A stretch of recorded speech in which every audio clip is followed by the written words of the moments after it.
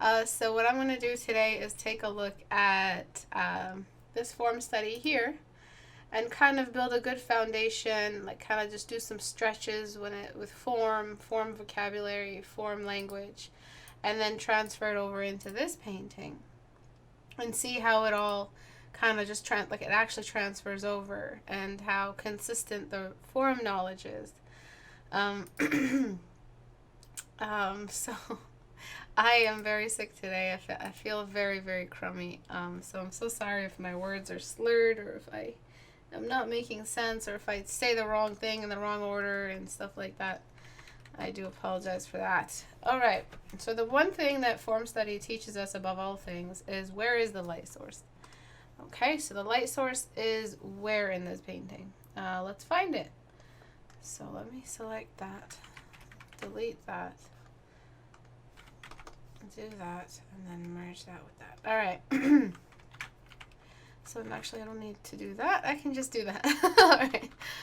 So where's the light source in this painting? So light, dark, medium. So light source is coming from above, but only for this block. For this block, the light is coming from this direction. And unless it's a small, tiny little orb here floating, accessible only to this surface and this surface, we need to fix this.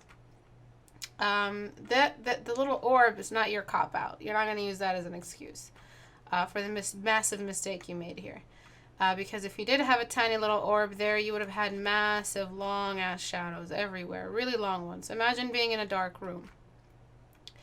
And you only have a small candle. What happens to the shadows that sounds like such a cozy little place to sleep right now. So when you have that kind of situation, you have longer shadows, you have peak contrast, you have warm palette. You also have one very, very specific thing, and I'm not going to give it to you. I want you to guess it. All right, audience? So what is the other giveaway that this is not a small spotlight? What is the other giveaway here on this painting that's telling us it's a universal light source?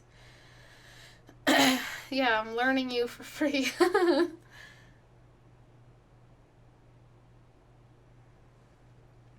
So I'm so sorry. I'm just gulping away at my tea. So I'm not drunk. I'm tired. Yes, shadows are beautiful. Yes, they are. The background. Thank you. The background is the giveaway. It's a very bright background, and it is telling us that the bright light source is so strong that it is affecting both the object and the background as well. That's called a light environment.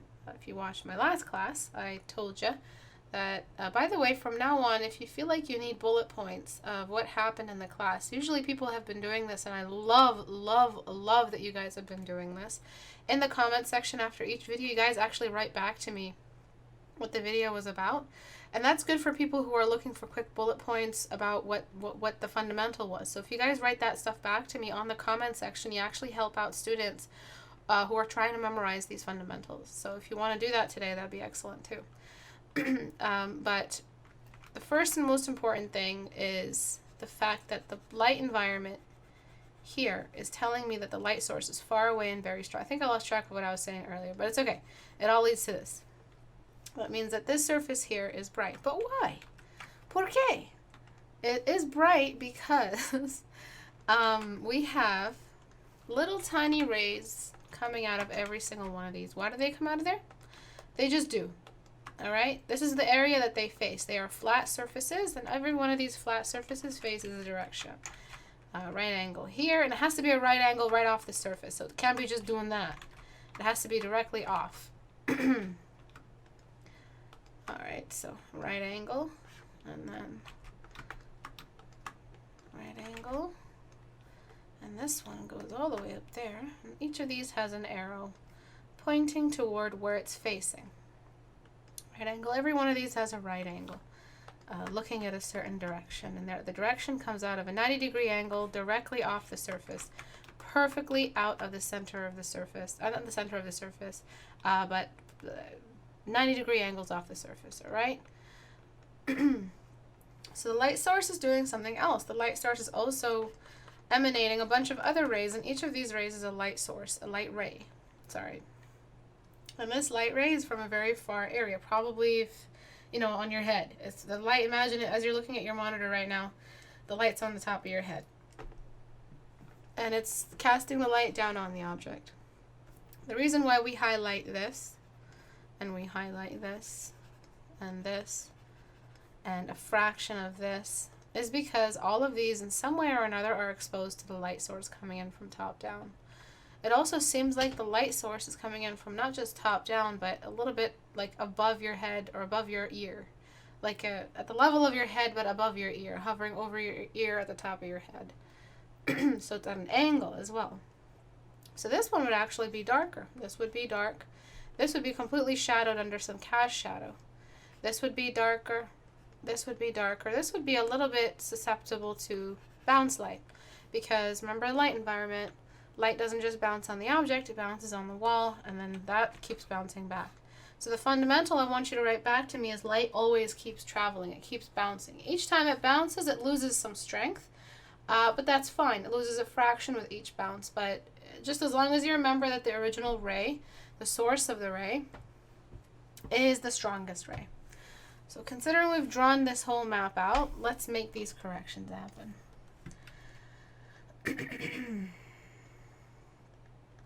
Alright, so we've got bright light source here. And then we look at that. And we darken this one. And this one gets a little bit of light. Sorry you're losing the texture of your paint strokes, but light keeps traveling. Excellent. Doesn't just sit down and chill. It just keeps going. Now, as for the shape itself, I think you have a couple problems here with the shape. You've ended this shape in such a way where you know, you started your original lasso. You didn't know how to make sense of the lasso. You can edit your lasso after. So I feel like this shape would make a bit more sense if it was actually over top, layered over top the itself. Let's turn this off, just like that. Because it would make a little bit more sense as to, you know, this large top and these shoulder type pieces. Also, you forced its visibility and then you made a tangent, so you didn't let it hover on top of itself, so you ended up creating a tangent. So you can edit your lassos in a form study to help you make sense of the structure. And that will help you also think in three-dimensional values. I think I'm dying. It'd be really creepy if I was dying and you guys watch this video like 5 months from now. I was like creepily leaving behind messages. Anyway, so I would crop this part out after that. Just delete that, and now we have just this piece hovering in there. And we have an edge where everything started. So we've got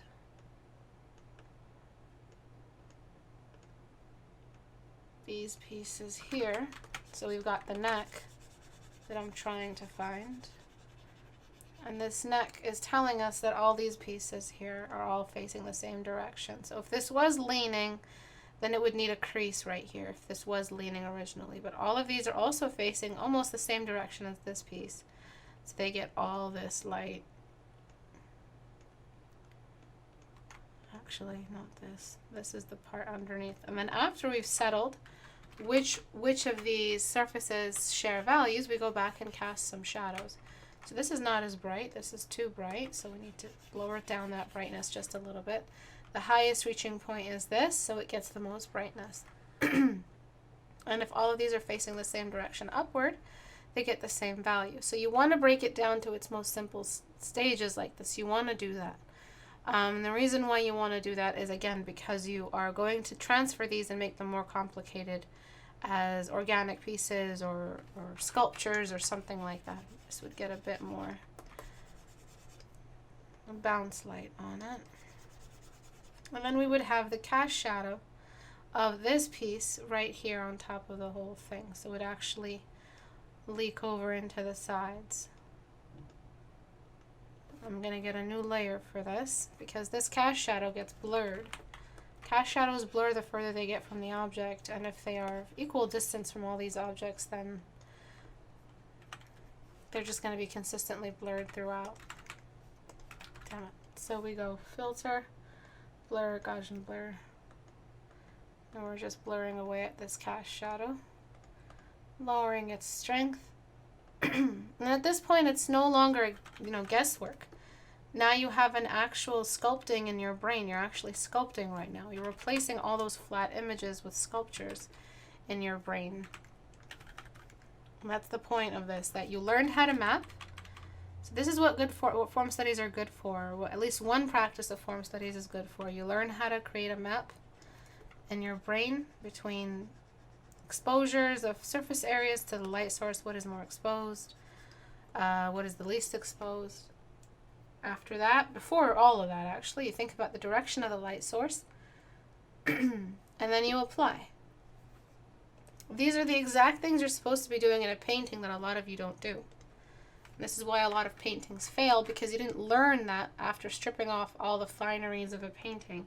You didn't learn all of these little units.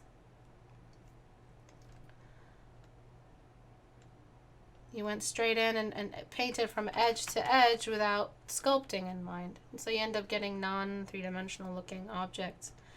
This piece here is a little too dark. It is the darkest, it is the most displaced from the light source that we see. Remember, there's an underside of all of this, the caves. These pieces we don't see, and they are the darkest pieces. This area gets some bounce light on it. It gets a little bit lighter than this piece, which looks completely away as well.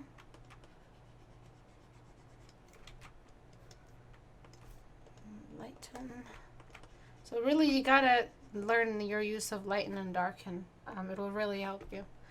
So this is how I've managed to make sense of your structure here. This is not as displaced as this, is it? This is more exposed to the half of the canvas that is looking at the light. So this doesn't get the same level as that. So because of, by comparison, you know which values, just by comparing surface areas together, and again, remembering where the light source is coming from, you make better decisions with your values, just like we're doing right now.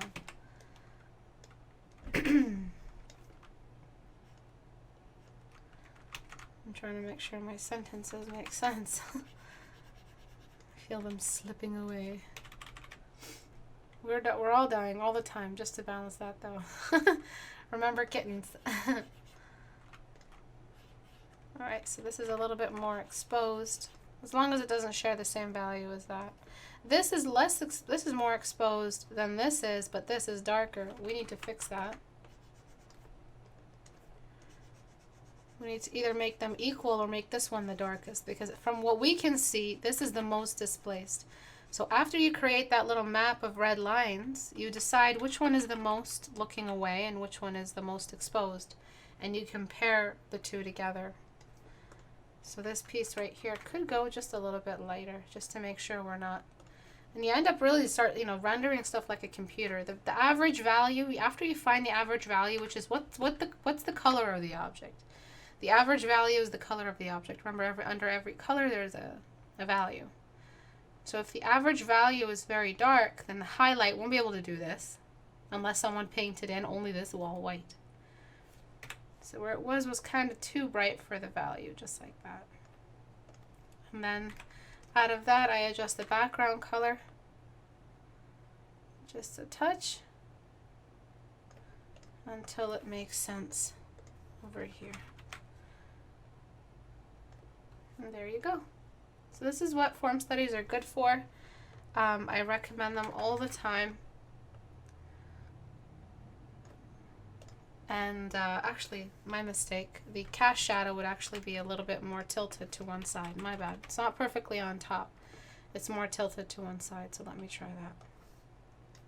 So, meaning we have more cast shadow on one side than we do the other. Because remember, the light is above your ear.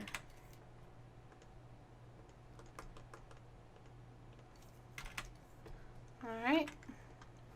And then we We just sharpen it as needed. This area would actually be sharper than this area because this part is further away from its source. And shadows get lighter the further they get away from their source. So it does a little thing like that. Still maintains its shape though the light source is still pretty close to the object. Alright, so that's it really. I would probably make this value the exact same as that almost. Just like so, and then maybe this one has more bounce light because it's facing down more than the piece beside it. This one's facing more this way, this one's tilted down. So it might get a little bit more bounce light, which is the light coming from beneath. Be right back. One moment, please. Just gonna refresh my tea.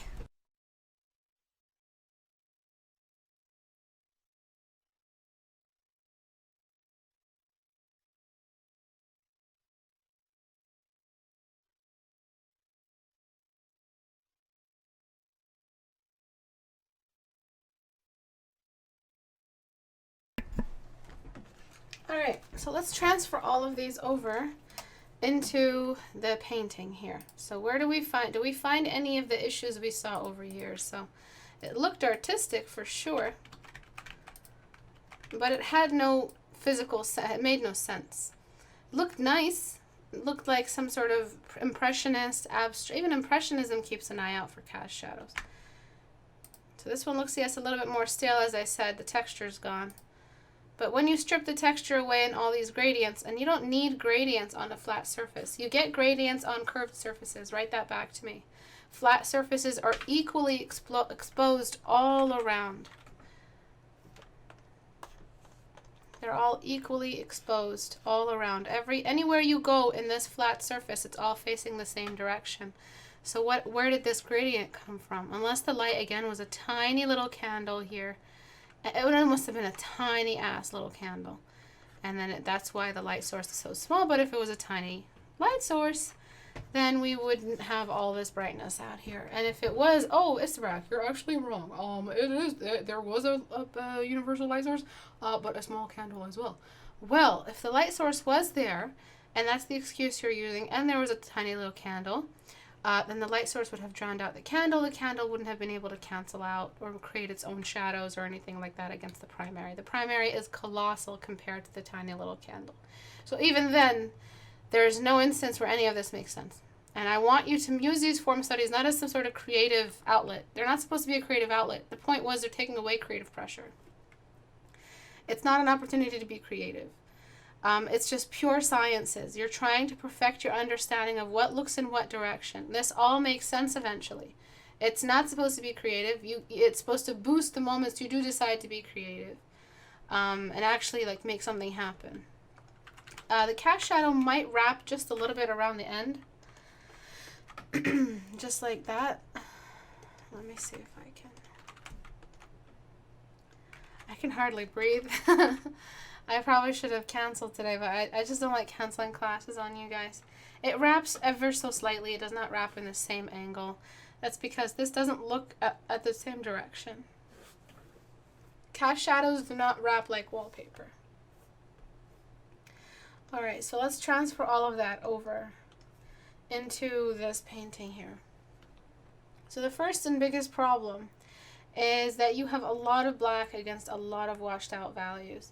So if I got rid of all this black, and again, yeah, it's a white and black penguin, and tried to make sense of why, so let's get rid of the black for a second.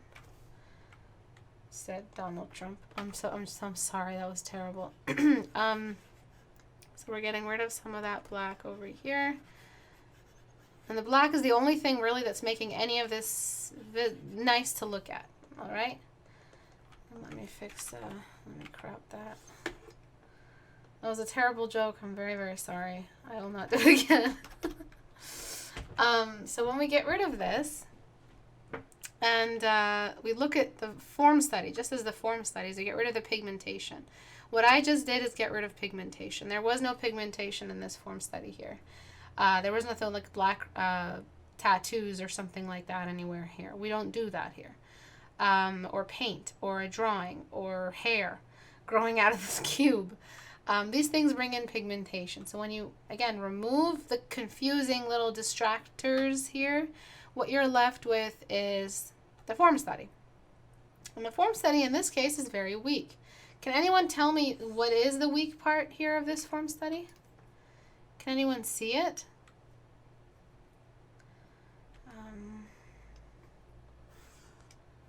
I'm just gonna crop. Oh, Jesus. All right.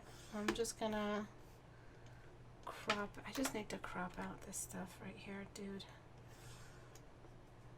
Oh, son of a cow. Why? Why do you only work in like massive chunks, Photoshop? Just get a life.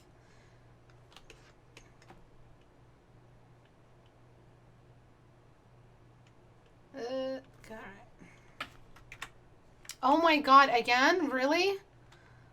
Oh, I'm sorry.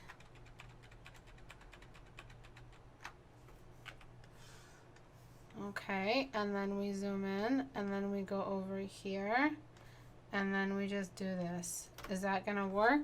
Yay. No edge work. What do you mean by weak? Well, I'm not going to explain what I mean by weak because then I'm going to give the answer. Why would that be a weak form study if we got rid of all of these accessories here? The accessory is the pigment. The only thing that's making you make this look like a penguin. We get rid of it. What are we left with? Can anyone see the issues that I'm seeing? I'll explain them to you, but I like to challenge you guys. Light source doesn't match the shadows. Excellent job, Dash. That's exactly what I want to see. These are shadows at the top of his head, but no light is coming around his head. There's mostly, it's a light source issue. Dash has it exactly. So that means that we have a lot of white in this painting and almost no indication that this white has reached the background at all.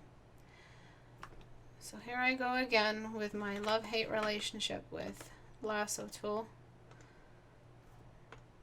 Here I go again. What's that song that says that? I used to do a little prayer every time I do a lasso.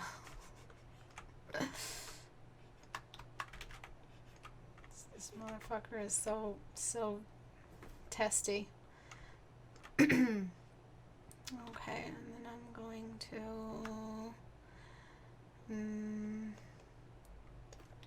alright, there we go, there we go,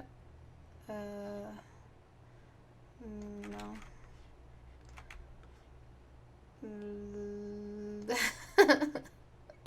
These are actually the universal sounds that you're supposed to make when you're trying to do lasso, so write that back to me. Make those sounds back to me. Oh god, don't. Oh god, never mind.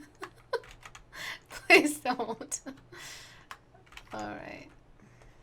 Oh my god, I nearly lost it. This is so fucking stressful. Okay. Nope. Okay. Jesus. So what we're doing here is we're making one solid value. What has this done? Just changing it to this solid value. No funny little gradients. If you're zoomed out, everybody listen. If you're zoomed out, please don't make those noises. If you're zoomed out enough in a landscape, you're zoomed out enough that you see the gradient along the horizon. Let's take a look. Ooh la la. We have a sun, and then we have this gradient happening. So brighter, closer to the sun, darker in the sunset out here. And this is the frame of the camera. Stop it. Stop making those noises. So this penguin is somewhere over here, flying away with his little balloons, using balloons to fly. We are very close up on this penguin, aren't we? We're also a vertical canvas. Do we see the full gradient? I need an answer. Obviously it's no, because of the way I phrased it. But do we see the full gradient? I'm just going to take a sip of my tea and let you guys go ahead.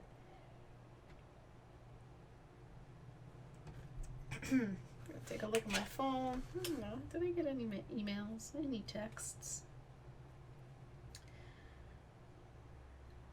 Wow. Okay, wow, that's an amazing Instagram post. No, finally. No, we do not see the full gradient, okay?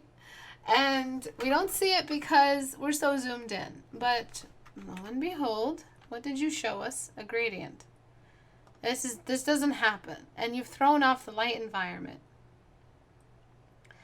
Okay? You don't see the full gradient. Okay? If you wanted to have some kind of framework happening, you can do this. But I recommend you keep it like that because you've made a lot of these balloons really, really bright. If you want to, you can darken it and bring in some whiter clouds, but it has to be the same value all around. If you want it to be this kind of dark scene, let's see what the kind of blue that's allowed in this. Pretty friendly blue color. It's a kind of like a stormy cloud, midday or 6 o'clock in the summer type blue in the sky. 1 o'clock or 12 or 11 looks a little bit like this. Really super bright. What does it look like on the map? Whoop, all the way to the white. Really, really bright. Remember, this is the color and this is its grayscale equivalent. So, if you want to do that, you can do that, but it has to be one consistent value. It can't be a gradient. We're not so zoomed out that we see the gradient of a friggin' sky compared to a tiny little close-up shot of a penguin, okay? So we've corrected that. What has that taught us? That the light keeps on moving. That's the point of this class today. It just keeps on moving. It bounces around. And what we lighten on an object depends on its trajectory, the little 90-degree angle that comes out of it and reveals it to us. So from what I remember, penguins are not this fluffy. Penguins are a little bit like oily. So we have like a reflection happening on their bellies. Again, this reasserts the feeling that the light just keeps on moving. Okay. And then we have some more over here. Just a little bit. Can we use light gradients in the background to indicate scale? What do you mean by scale? Enzo. So Enzo asks a really good question. Can we use the light gradients in the background to indicate scale?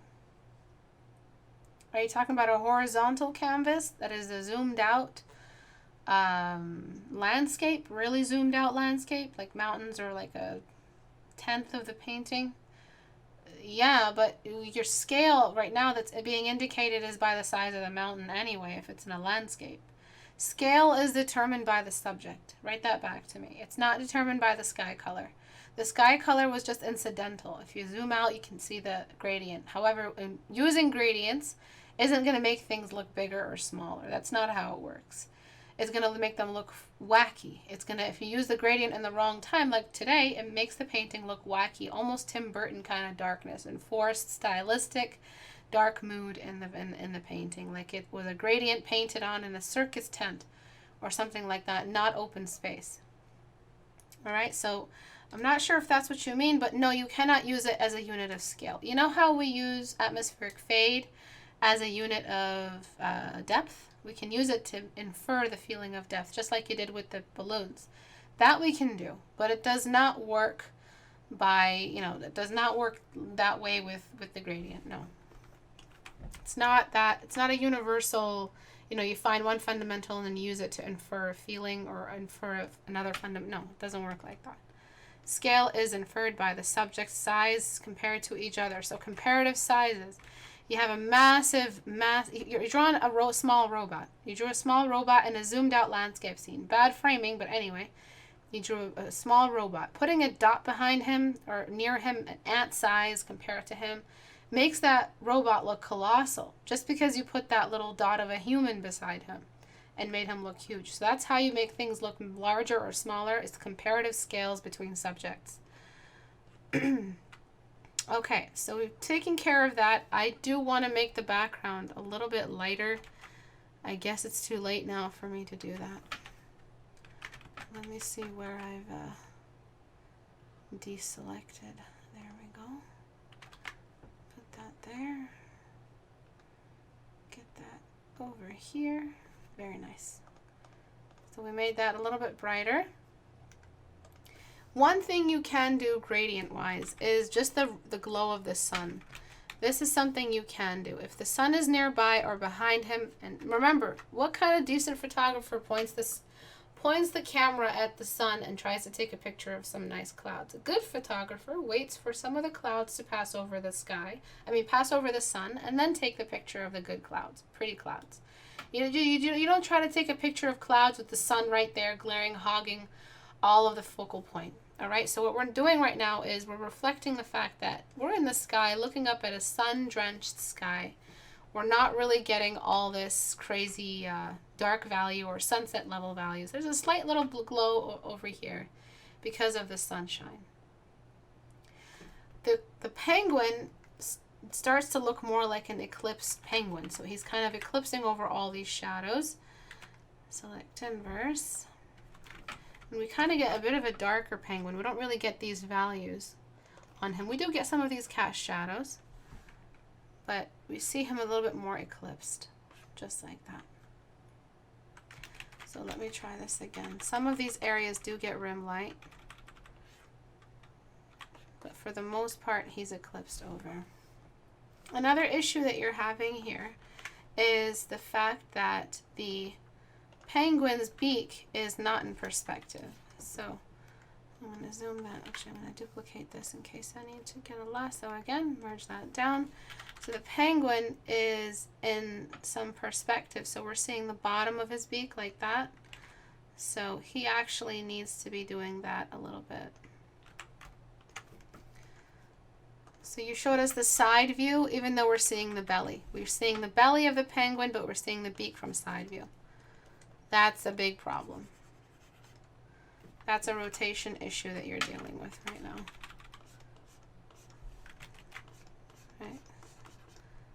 So I want to show how it kind of goes like that. Get some subsurface underneath, reflected light, and then I'll do the subsurface after. If his mouth is open, maybe we have some just like doing that. We have some of the lower beak doing that. And then we have a slight indication that one beak is in front of the other. I'm not really sure exact penguin anatomy at this point. Also, that whole Tim Burton-y feeling, which might be something you're going for, this shrunken eye has actually made him feel less cute. He kind of looks a little sickly. So if you want to add to that dreamy-eyed penguin aiming for more than he can do, you want to add that adorable factor as well. Or else he'll just look like a villain with a plan. And if it's a cute villain penguin like Wallace and Gromit, then just keep the eyes big. All right. If his eyes are dreamy, you really want to use some of that DreamWorks eye type with the pupil and the sparkle in the eye, even if it's outside of the light source's exposure.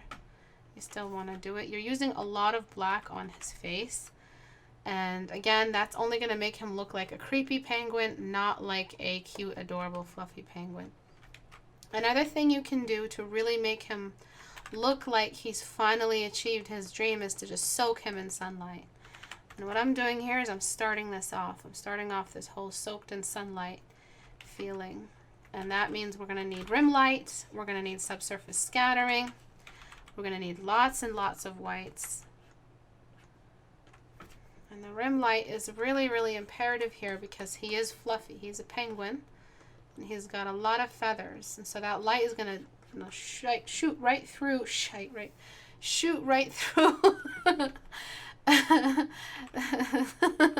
This bloody light is going to shoot right through this feather right here and just lead us into this more almost like divine representation of his success. We're going to get some of that rim light over here, over top the belly, right through. He's floofy, exactly. Exactly, Daniel. We're going to get some more of this The whites in his eyes are a little bit too darkened. I'm going to flip the canvas in case I'm not seeing. It kind of looks like a duck now, eh? Alright, I'm going to make them smaller. Oops.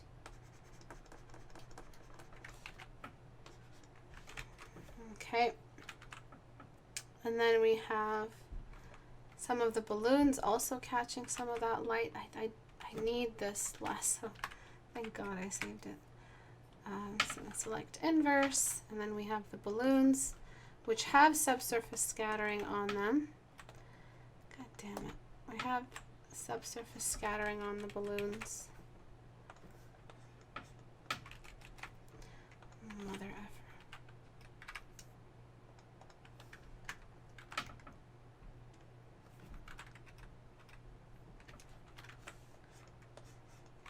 Alright.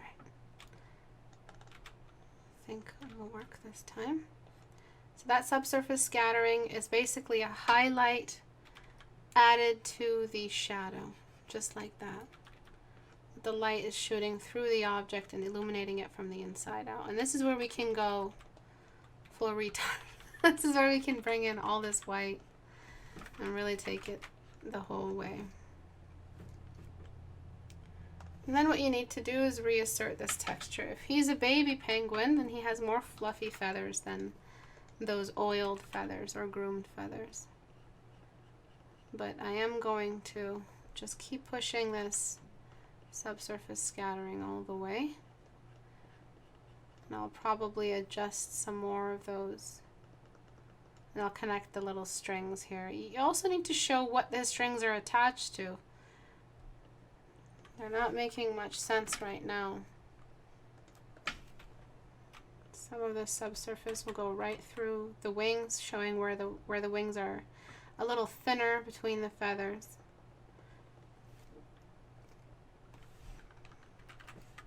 Also, a little bit of expression goes a long way. So if you can show his eyes as squinted or catching the light, or maybe the wind is kind of making him squint his eyes. A couple tears might help make him, humanize him just a little bit. He's not a regular penguin. He's a anamorphic, I don't know. He's a penguin that's humanesque. He's an animal that has human features.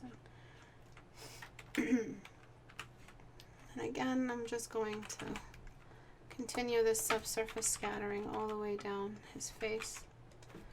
New layer. Only the part of the sphere that actually looks down. And I want to continue making him look more and more like a 3D object, removing from my image, my mind's eye, that he is a penguin and seeing only a form study. That will help me disassociate the label from my rendering. So now we can really mess around with the time of day. Again, it doesn't have to be this bright. It can be a little bit darker if you really want to show off the rim light. Just like that. Never mind. I have to do it the right way.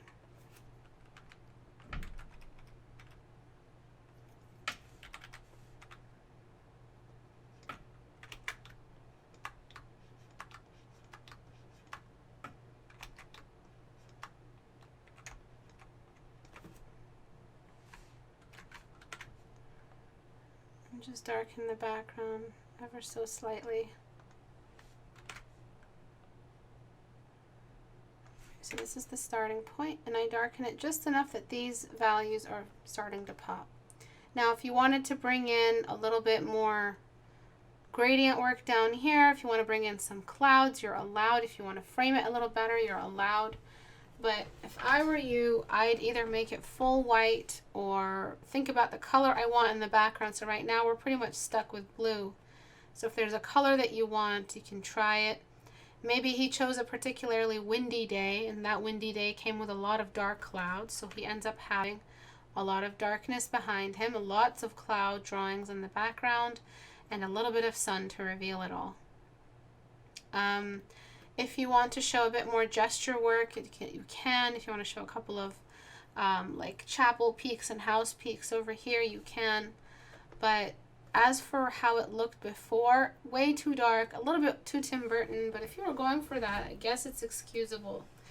But that gradient map just simply showed it as a cloudy day with the sun peeked through the most ideal area. It didn't feel like we were looking at, especially because the birds flying away. It seemed like you were going for a cloudy day, but the light was in the wrong spot. In a cloudy day, the top dark of the canvas is dark. The top half of the canvas is dark and the lower half is light because it's cloud heavy from the top. So we're just gonna make some edges happen and then we'll call it a day. So over here, remember that he is eclipsed, so you're fighting between rim light and the eclipse behind, the eclipse on the actual penguin.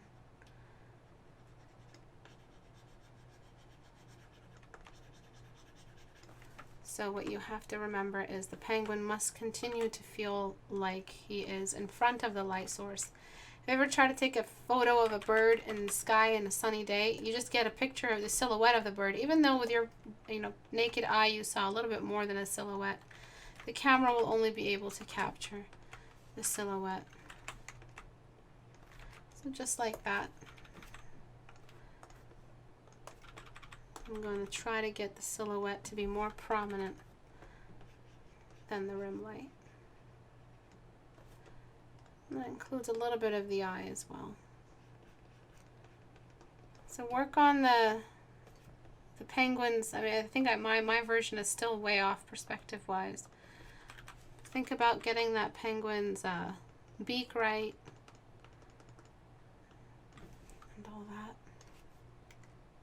So more eclipse around the head, merge that down, and then just soak the rest in rim light. So sometimes I go a little crazy with my dodge tool if I'm allowed to in grayscale. In grayscale, you're allowed to do a lot with your dodge tool. So zooming out will actually help me gauge how much I'm allowed to go crazy with. And that means if it's that strong a rim light or that strong an event of light, I am allowed to actually just go full throttle. Just like that. A little bit more reflected light here. A little bit more rim light over here. I think you went a little too dark on the belly, considering there's all this light on, even though he's eclipsed. It's just a little still too dark. And then I would just go back and adjust. Get like a textured brush or something like that so that this opportunity here to create the feeling of texture or feathers just on the outside. Just like so. So after figuring out the beak and getting a good reference for the beak, start to think about the actual color you want in the sky. What time of day is it? For the correction. If you're starting it from scratch, you should have chosen all of this already. You should have decided on all of these features. So I'm just creating this texture here with the bounce light color, using the background negative space also to infer the texture. Some more over here, his little tail area here might get some rim light as well. So what did we learn from today? What do we do to objects? What do we say to death? I'm joking. We treat objects outside of their label, outside of their subject, and can start seeing them only as forms. And that way we can break down all the crazy stuff that's happening between the light and the object. So the brush needs to shrink over here and the rim light over here around his head. He still has feathers over here, but they're smaller. They're not as long.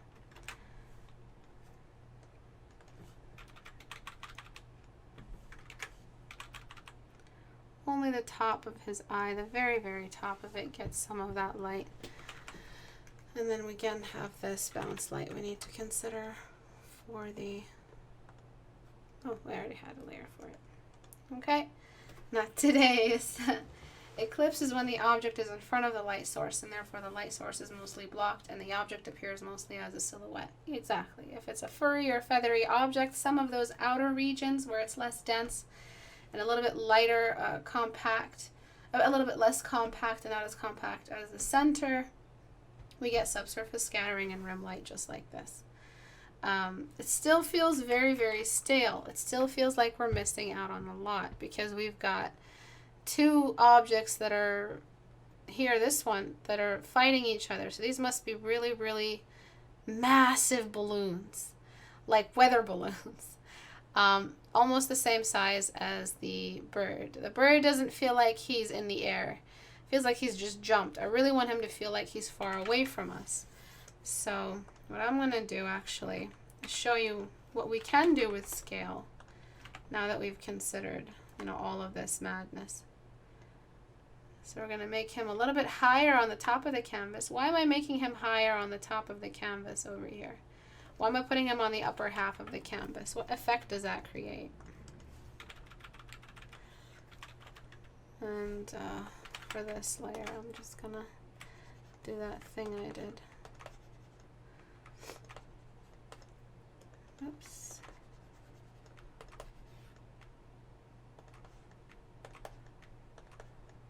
To suggest that we're looking at him from below. Exactly. This is what I was talking about in the dragon challenge. We want to make it feel like we're looking at something above us, so we raise them in the canvas. We keep the camera low. The camera's low, but he was in the center of the canvas, and that made him look a little bit more,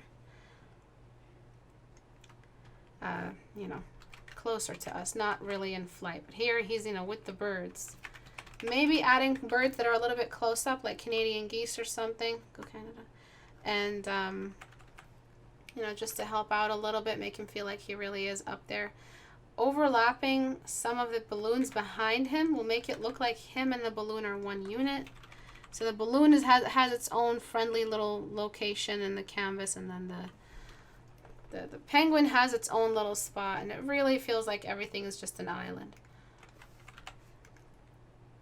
And what I'm going to do is just get some strings. The strings probably caught a lot of light.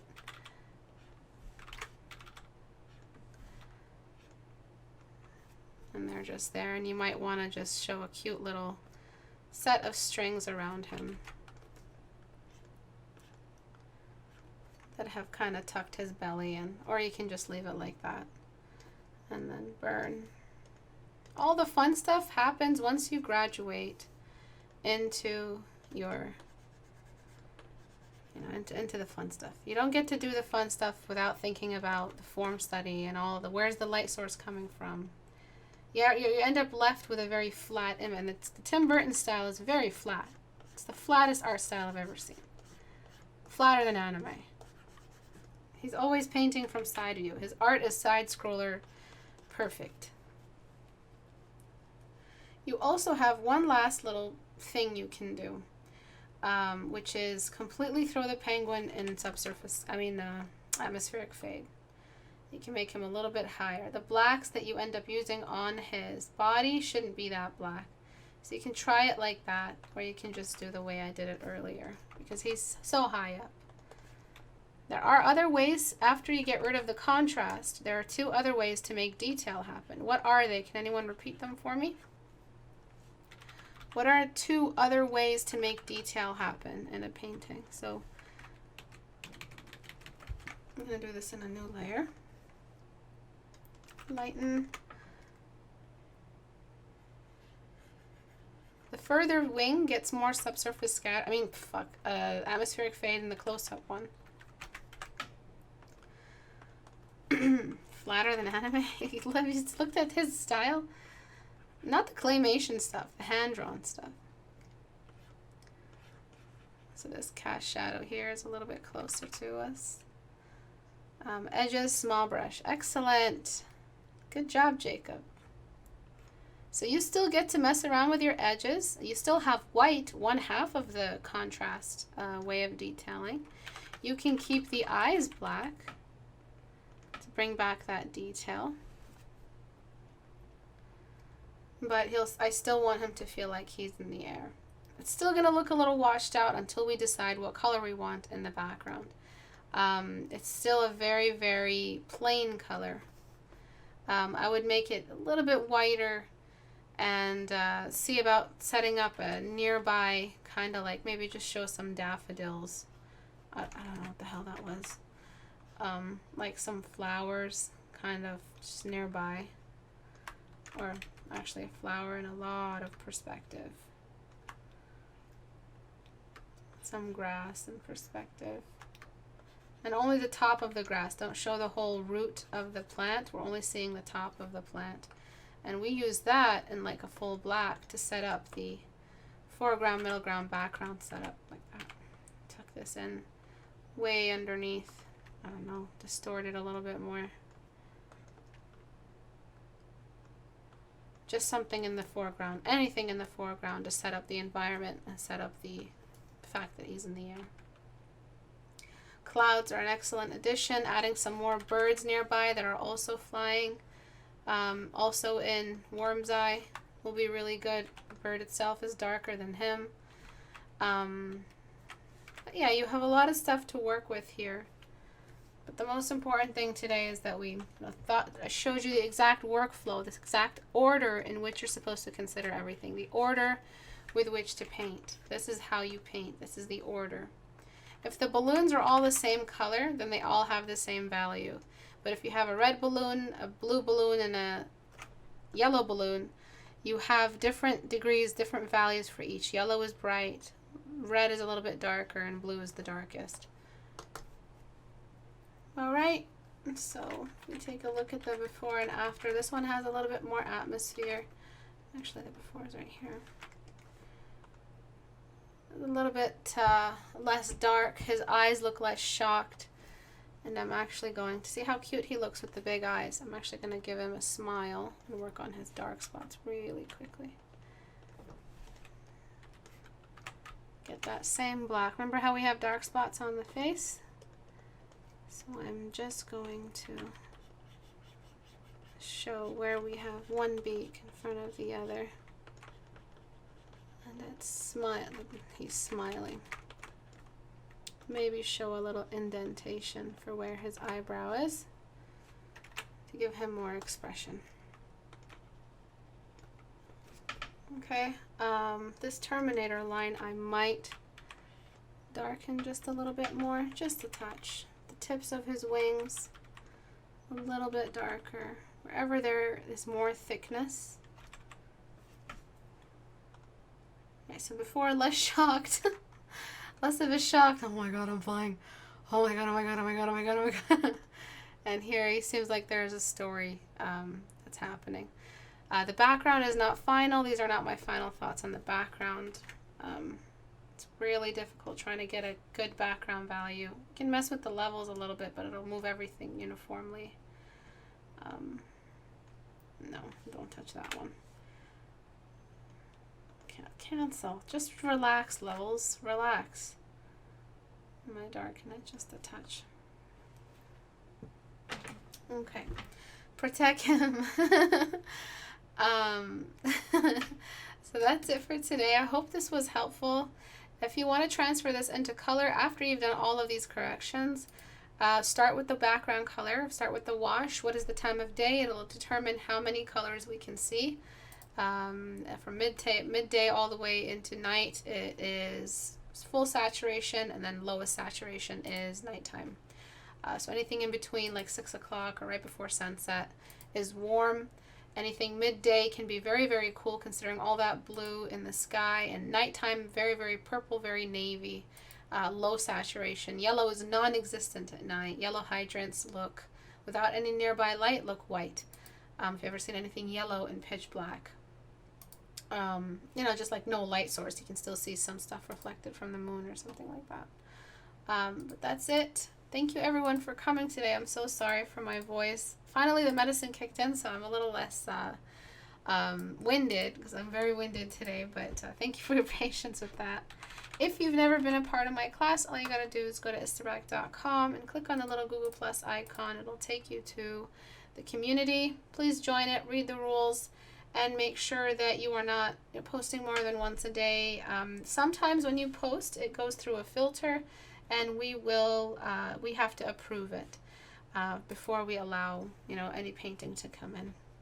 No sketches, no anime, and one thing I'm gonna add is no K-pop stuff. I don't know why people are choosing K-pop, but it's very magazine, very polished kind of. I don't know what it is. J-pop, K-pop, I don't know. It's very polished and very fake looking. It's just disgusting sometimes. It's not even humans anymore. It's just like dolls, like mannequins dancing around. It's worse than Vogue. It's worse than fashion photography. And all these artists are trying to draw and use them as light sources or use them as references. These K-pop people, these J-pop people are trying their best not to look human.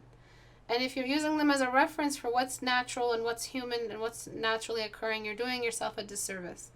Because the cast shadows are canceled out in this fashion, almost painted out in Photoshop. So I might just, completely stop. You can use, that's not against Asian faces, it's against magazine faces. So if you're using magazine references, I will also start denying those. So K-pop is very susceptible, though, to that over-polished look. I mean, there's purple eyeshadow and blue lips. It's just too much. Stop using it. If you want to learn how to perfect your understanding of human form in the face and the body, please use real-to-life organic references of cast shadows that are nice and long. It's very easy to find. You just have to Google. Spend some time Googling it.